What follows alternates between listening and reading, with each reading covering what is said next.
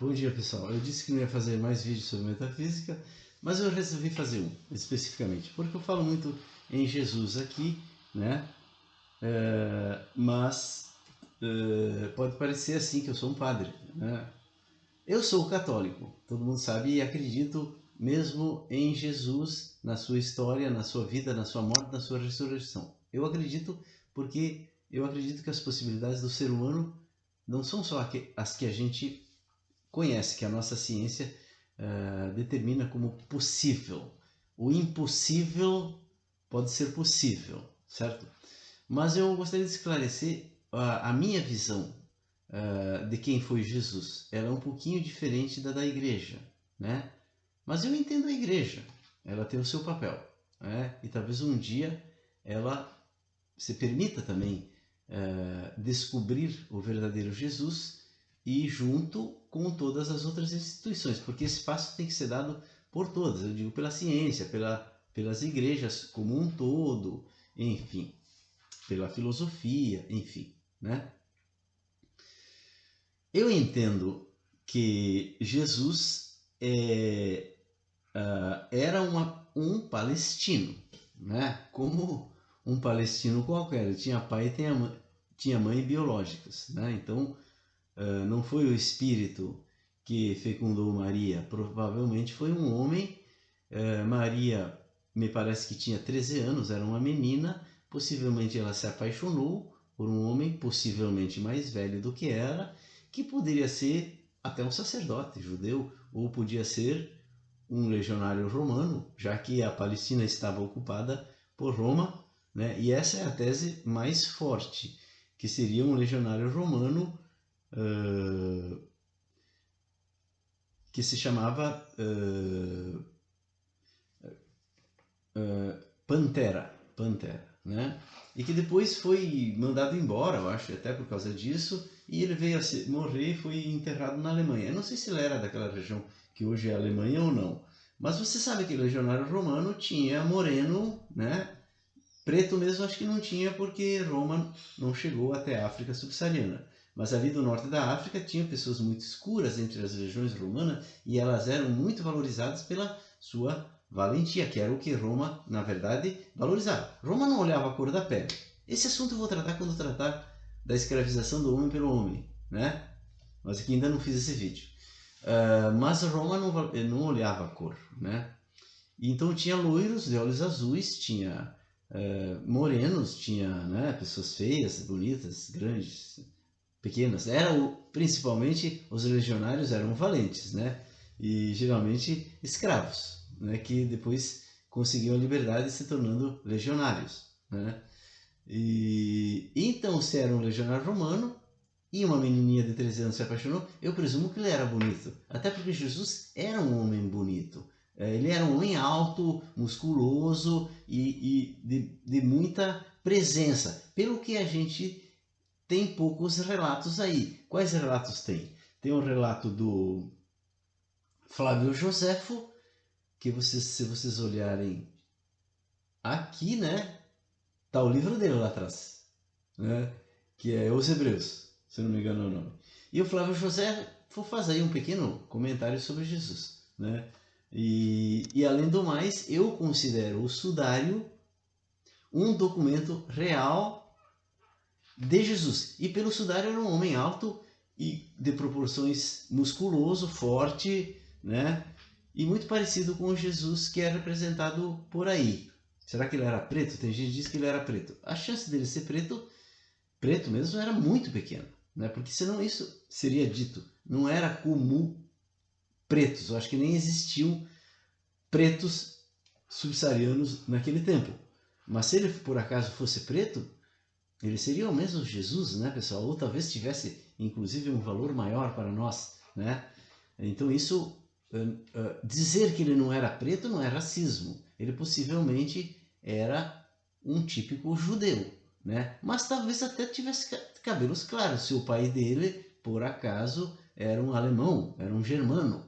Por que não? Podia ter olhos claros? Poderia, a gente não sabe. Porque ali no sudário não se percebe a cor dos olhos, né? Mas ela é compatível com cores de olhos claros também. Então ele poderia ter. Então, Podia ser escuro? Podia.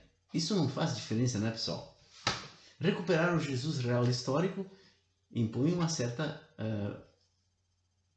vontade de querer saber a verdade e não já colocá-la dentro de o que é politicamente correto, né, pessoal? Por que então eu acho que Jesus ressuscitou? Eu acho que o sudário é um documento feito milagrosamente, né, para que a gente tenha um registro de Jesus, e eu não aceito que Maria tenha sido fecundada pelo Espírito. Porque eu entendo o seguinte, ó, que só tem um evangelho que fala disso, que é o evangelho de Lucas, certo? Que nem conheceu Jesus. Lucas era um médico que depois se tornou cristão e ele conheceu, entrevistou os apóstolos, Maria, e aí reescreveu o evangelho. Ele botou algumas coisas ali para, digamos assim, ficar mais perfeito dentro da tradição judaica do Messias. Como, por exemplo, nascer em Belém. Acho pouco provável que ele tenha nascido em Belém, né? E, além do mais, ele ser fecundado pelo Espírito, para mim, não aumenta Jesus, não alça Jesus, mas rebaixa Jesus. Porque se ele é filho de Deus e do Espírito, não tem muito sentido, não tem novidade a sua existência. Novidade é um homem fazer o que ele fez. Novidade é um homem filho de uma relação proibida. Isso é novidade. Aquilo que até hoje a gente ainda discrimina, as mães solteiras, era Maria. E ele teve que lutar contra tudo isso. Por quê? Porque os fariseus brigavam com ele e eles jogavam isso na cara dele. Tá nos evangelhos. Eles diziam assim, filho do iníquo. Chamavam ele de filho... O que é filho do iníquo? É que nasceu de uma relação, né, não consentida. Não consentida não. Não aceita. Normalmente, nesses casos, os judeus apedrejavam a mulher que ficou grávida. Mas se a mulher fosse acolhida por um homem que casasse com ela, se resolvia o problema. Mas todo mundo, a boca pequena, ia continuar falando. E os fariseus faziam isso, certo? José acolheu Maria por quê? Porque ela era bonitinha, né, pessoal? É isso. Então, essa maneira dos judeus era uma maneira prática. Né? Tem alguém que acolhe? Tá, resolve o problema? Resolve. Não tem. Elimina para não dar mau exemplo. Certo? Era uma maneira quase de seleção natural. Que as populações antigas eram todas assim. Os índios aqui eram assim. Eles eliminavam os filhos defeituosos e tal, porque também não tinha muita comida para sustentar todo mundo. A nossa sociedade é uma sociedade que se permite acolher a todos, porque ela atingiu uma produtividade muito grande, fruto do quê? Do avanço científico, que foi fomentado por quem? Por Javé, que criou o Ocidente, e por outro lado, uma espécie de Deus também, que falava com Parmênides, depois falava com Sócrates, fomentou esse outro lado do Ocidente. Eu digo que é o mesmo Javé, até porque ele falou parecido. Ele falou para Moisés, eu sou aquele que é. E para o Parmênides ele disse, o ser é ou não ser não é. Os dois disseram assim, esqueça o não ser. Esqueça o não ser. Ou então para Moisés ele disse, deixa o não ser comigo. Tu cuida do mundo e vai dominar o mundo. Então essas duas coisas se juntaram. Fomentadas por uma entidade sobrenatural que falou com pessoas e deu um impulso para criar o Ocidente. Para quê? Para desenvolver uma técnica. Para quê? Para conseguir um mundo de abundância. Para quê? Para ele ser base de descobrimento daquilo que está encoberto, porque tu só vai descobrir se tu canalizar a tua atenção, a tua libido para isso e não para essa porcaria que é a renda, a divisão da renda, que tem que ser superada. O ser humano tem que criar um mundo aqui no planeta em que todas as crianças que nascem tenham plenas condições de desenvolver o seu potencial e sejam treinadas para a verdadeira tarefa do ser humano, essa viagem maravilhosa e fascinante pelo desconhecido, para inclusive nos resgatar lá no futuro, porque, como disse Mayakovsky, ressuscita-me, ainda que mais não seja porque sou poeta e ansiava o futuro, certo? Poema belíssimo do Mayakovsky que poderia ser recitado aqui para falar dessa luta do ser humano pela vida eterna. Então Jesus, ele foi pego porque ali era uma necessidade que surgisse um Messias. Vocês me entendem? Mas como muitos jovens naquele tempo queriam ser o Messias, e no início tu começa com uma simulação. Tu vai lá e tu pensa que tu é o Messias, tu sente que tu é o Messias, e daqui a pouco uma voz começa a falar que tu é o Messias, e tu vai indo, e tu vai indo. Hoje seria uma loucura isso, né? Mas naquele tempo não era. E a loucura, pessoal, a loucura mesmo de hoje, ela é do mesmo tipo. Só que quando tu não acha um sentido social para aquilo que tu ouve, ou que as pessoas esquizofrênicas ouvem, tu fica uma pessoa esquisita, fora da realidade. Mas se tu acha um sentido para aquilo que tu ouve, tu pode te tornar o formador de um novo fluxo, certo? Só que esses fluxos já foram formados. Eu não vejo que tenha novos fluxos a fazer. Por isso que alguém não me pergunta, quem não fala comigo, certo? Porque esse tempo já passou, o tempo dos profetas já passou, já foi feito as coisas que tinham que ser feitas. Agora a humanidade tem que descobrir isso de cara, sem ouvir voz nenhuma. Ela vai ter que descobrir com uma ciência. Nós já estamos no ponto de começar a tratar disso, porque nós já podemos fazer um mundo de abundância, nós já podemos começar a desenvolver uma ciência. Para isso tem que esses palhaços aí que ficam brigando, tem que parar de brigar. Nós que temos que dizer, parem de brigar, sentem numa mesa. Vamos conversar que a gente tem coisas mais importantes para conversar. É possível desenvolver todo o planeta. Não precisa ser como eu quero, porque eu não aceito que o meu vizinho seja diferente. Poxa, tenha tolerância. Aceite a existência de tudo e de todos, porque isso é um pressuposto para que a gente vá adiante. Vocês entendem o que eu estou falando, né? Então Jesus foi pego dentro desse movimento, né? E ele fundou uma igreja. Para isso ele teve que morrer e ressuscitar, porque se ele não morresse e ressuscitasse, não teria o menor sentido o que ele falou. Por isso que São Paulo, que era um fariseu, se converteu ao cristianismo, e ele era filósofo, ele era um cara que pensava, e ele dizia que ser cristão é crer na ressurreição de Jesus, ou crer na ressurreição. Porque você sabe que os fariseus, lá dentro do judaísmo, tinha várias correntes. Tinha os fariseus, tinha os saduceus, os doutores da lei, e tinha inclusive os essênios, que se separaram lá, e na Bíblia nem se fala nos essênios, mas eles existiam ali, e possivelmente era a fonte de Jesus, né? Porque João Batista era um essênio, né? Bom, mas o que interessa é que os doutores da lei e os saduceus, eles não acreditavam na ressurreição, mas os fariseus acreditavam. Por isso que eles brigavam tanto com Jesus, porque Jesus estava ciscando no terreno deles, tá entendendo?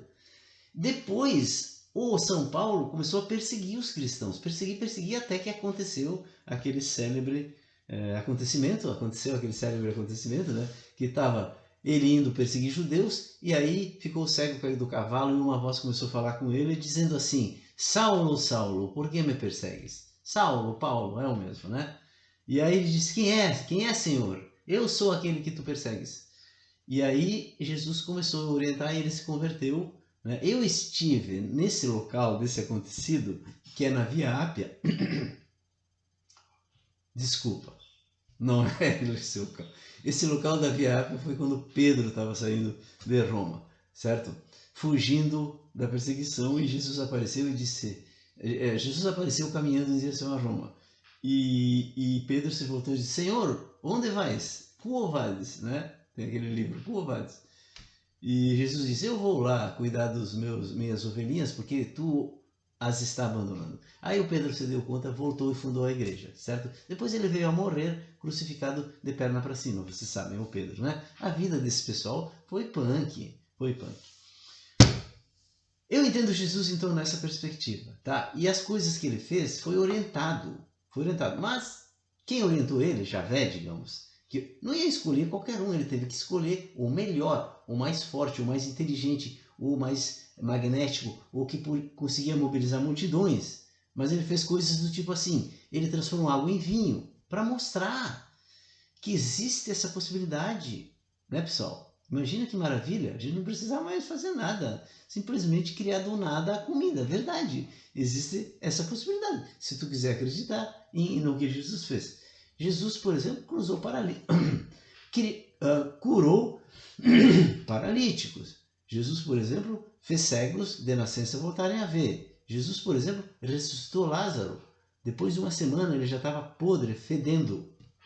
E quando ele chegou lá e viu as pessoas chorando, os amigos dele, Jesus chorando, as amigas chorando, Jesus chorou pela tristeza da morte, que nós choramos diante da morte também, certo?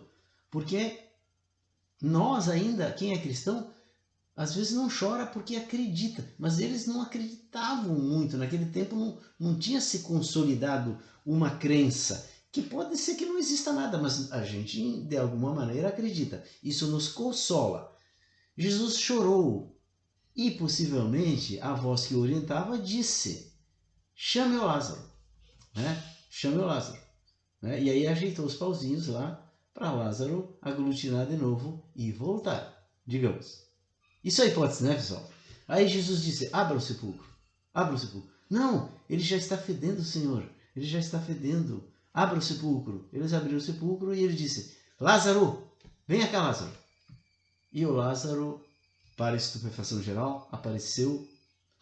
Depois ele deve ter morrido de novo, porque ele já estava velho, já estava doente, certo? Mas isso é para mostrar que é possível tu voltar da morte. Não como um mito, como já existia antes de Jesus. Mitos de morte e ressurreição, Dionísio, né? Dionísio, enfim, aqueles ritos antigos, pré-socráticos, né? Que vinham até da África ali, pela Mesopotâmia, enfim. Jesus é a continuação disso, porque as coisas sempre acontecem como uma simulação, eu falei para vocês. E na história também, tu vem simulando, aí acontece na prática. E Jesus também é uma simulação de uma coisa que nós ainda não realizamos. Mas tu vai simulando até realizar. Vocês entendem? Então é assim que eu entendo Jesus. Um homem, até porque ele se dizia filho do homem. Filho do homem. Ele sempre deixava claro, filho do homem. Né, pessoal? Só para esclarecer como que eu penso. Mas tudo isso, mais uma vez, só pode ser esclarecido fazendo. E para fazer, o nosso grupo aqui, pessoal, tem que convencer a humanidade disso. Mas essa ação de convencimento da humanidade, deste grupo aqui, de 140 pessoas, eu vou detalhar na minha volta da viagem que eu vou fazer agora na sequência. Vou ficar 3 meses fora. Eu vou detalhar, porque eu tenho um plano para nós agir no mundo inteiro, né? Fazendo os meus videozinhos chegarem e outras cositas mais, com a contribuição de vocês, também com a opinião de vocês, né? E nós vamos, quem quiser, vai embarcar nessa viagem comigo e vai inclusive ter, se tudo der certo, um retorno financeiro, faz-me rir, né? A gente chama o dinheiro faz-me rir, porque a felicidade é material, pessoal. Ela não é espiritual, é material.